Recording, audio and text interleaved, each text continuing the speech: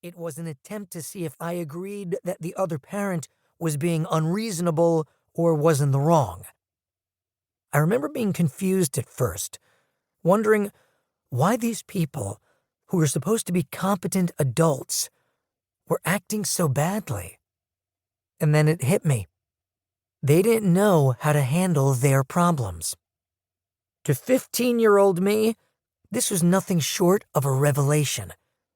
My parents weren't trying to act like assholes.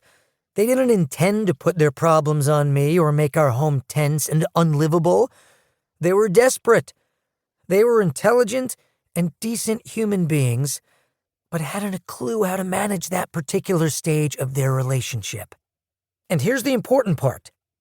The pain of it was driving them to act badly, and their acting badly was driving a wedge between us.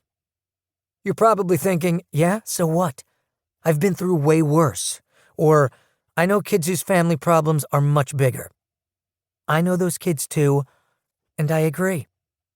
I'm sharing this story because the ordinary situation of my parents' marriage problems led me to see that my parents didn't know what the hell they were doing. They weren't any better equipped to handle the stresses of life than anyone else, and anyone else included me. That was the big realization. In that moment, a shift occurred in which I started to see my parents differently. They went from being my mother and father to a couple of people who were struggling.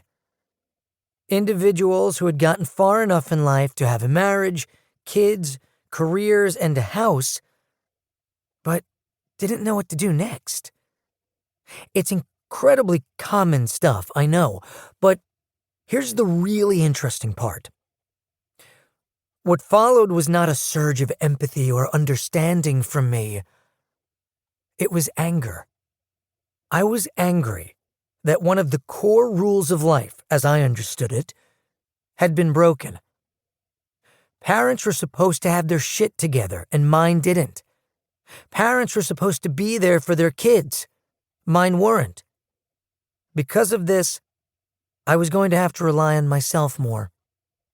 Sure, I'd still need plenty of help and support from them, especially around the basics of food, clothing, money, and transportation. But with the big things like figuring out relationships and finding meaning, I was quite likely on my own. This was a scary thought, but it was also exciting.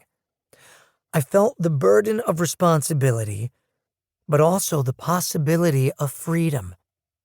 And it has taken the last 37 years to begin to understand the connection between those two things: freedom and responsibility.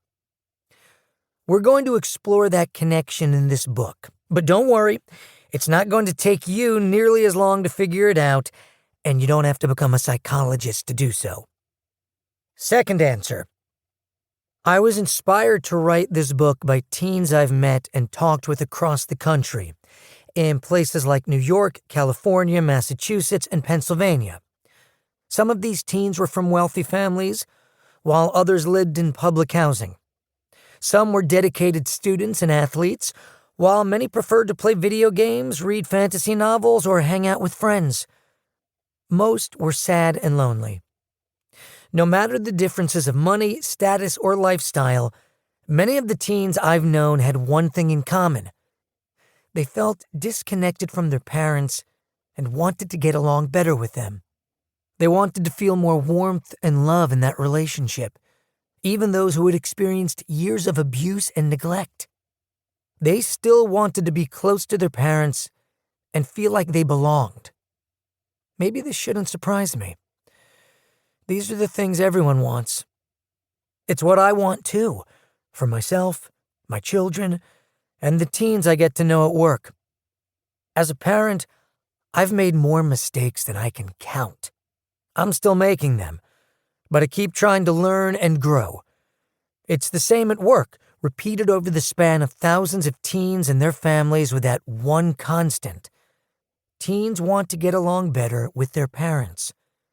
They might come into my office asking for help with attention, moods, grades, or other life problems.